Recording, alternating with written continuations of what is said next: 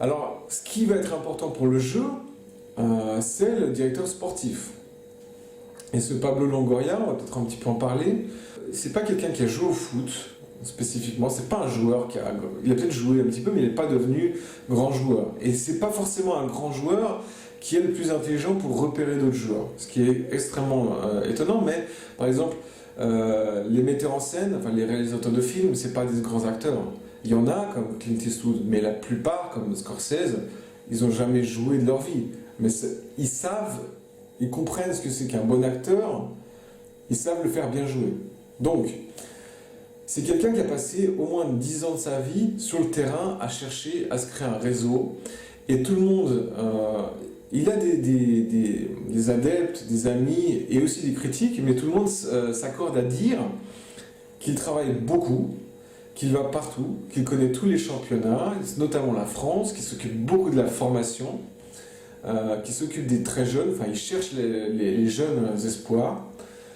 Et il a aussi des méthodes très contemporaines, c'est-à-dire l'usage de la data, des statistiques, pour détecter les joueurs et pour analyser leur jeu, leurs points forts, leurs points faibles, et détecter des joueurs qui ne sont pas forcément reconnus.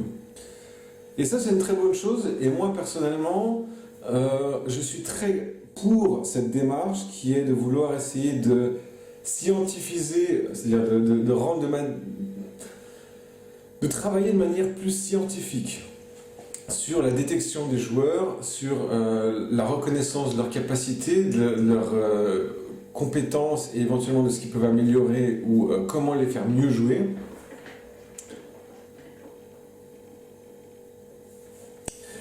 Pour ça, je vous conseille tous de regarder le film L'homme qui a tout changé, Moneyball, avec Brad Pitt.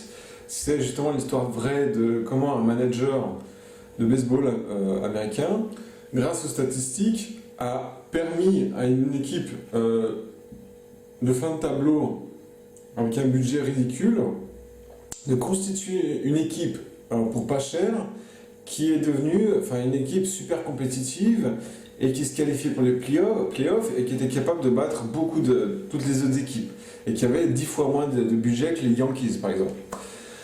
Et ça a provoqué une révolution dans ce sport. Et il y a eu un long moment, parce que ce film il a quand même presque 10 ans, ça a provoqué du scepticisme dans le football parce que ils disaient mais c'est pas comparable, c'est pas comparable. Et puis il y a des gens comme Damien Comolli à Liverpool qui a fait qui a fait cette expérience et ils ont trouvé des joueurs comme ça qui étaient inconnus, je veux dire comme Madio Sané, Salah et sans doute beaucoup d'autres, qui étaient sans doute inconnus avant que Liverpool les recrute et les fasse épanouir, les fasse exploser au plus haut niveau. Donc ça, c'est une très bonne chose et moi je suis pour qu'on essaye ça. Ça ne règle pas tous les trucs, mais c'est au moins un atout qu'il faut mettre de son côté. Il faut se moderniser parce qu'il y a un peu trop des fois d'amateurisme ou d'un côté mandarin ou dire ah oui mais moi je lui connais et puis si on regarde dans les faits la réalité, l'analyse qui est faite du travail des joueurs et de leur qualité réelle est souvent très superficielle et donc je pense qu'on passe à côté de bonnes choses. Par exemple il y a des gens comme Griezmann par exemple, c'est le cas, Valbuena aussi c'est le cas de gens qui ont été sous-estimés ou même regardés de travers dans le championnat de France, qui n'ont pas eu leur chance au haut niveau ou dans la formation, qui se sont fait virer ou même pas de prix du tout, pour le cas de Griezmann, dans les centres de formation français. Et ils ont été pas détectés parce qu'on ne les détectait pas selon les bons paramètres.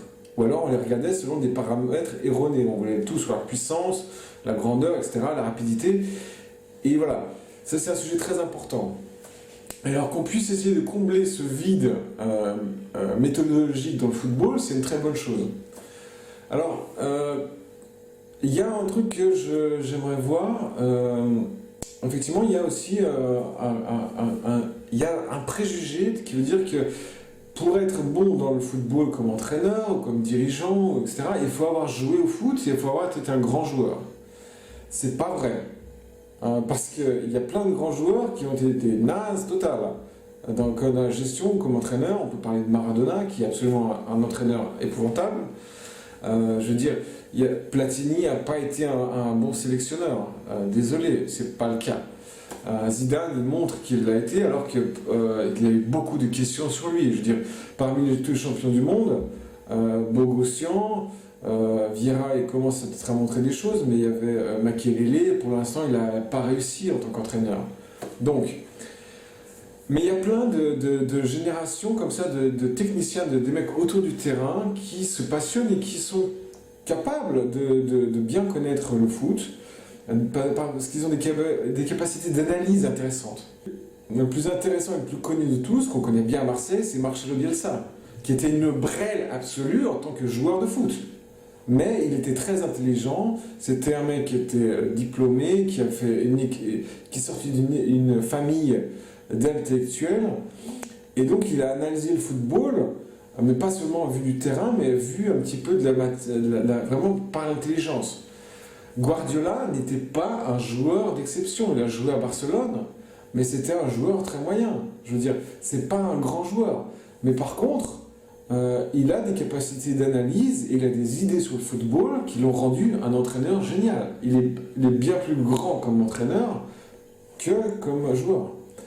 Donc, ce Longoria, malgré qu'il soit jeune, qu'il soit à ce profil-là, je pense que ça peut être intéressant de voir ce qu'il fait. Alors, par contre, effectivement, il y a des choses. Les agents disent qu'effectivement, il est bien renseigné partout, il connaît tout le monde, il fait beaucoup de travail, il a un très bon réseau. Mais il y a aussi des gens qui disent, ceux qui ont travaillé avec lui, oui, mais il écoute pas les autres. Et il est un peu arrogant. Il avait tendance à pas forcément écouter ses propres scouts et vouloir choisir que par sa propre intuition. Ça peut être vrai, ça peut être un défaut comme ça peut être un avantage. Parce que des fois, il peut avoir raison contre l'avis de tous. Une intuition, je veux dire, c'est une bonne idée, c'est la personne qui voit le joueur que tous les autres ne voient pas. C'est le truc. Mais après, il peut se tromper. Donc, ça peut être intéressant, on va voir ce que ça donne. Mais après, une chose qui semble claire aussi, c'est qu'il est aussi là pour essayer de faire vendre. Et de mieux vendre les joueurs que simplement les acheter. Donc ça, j'espère qu'il va y réussir, parce qu'on a quand même des joueurs qui valent l'argent, qu'on doit pouvoir vendre. Si cette vidéo vous a plu, abonnez-vous à la chaîne Pipo Info ou à la chaîne OM d'honneur, où je poste régulièrement des vidéos, des commentaires, des analyses sur le football et l'OM en particulier.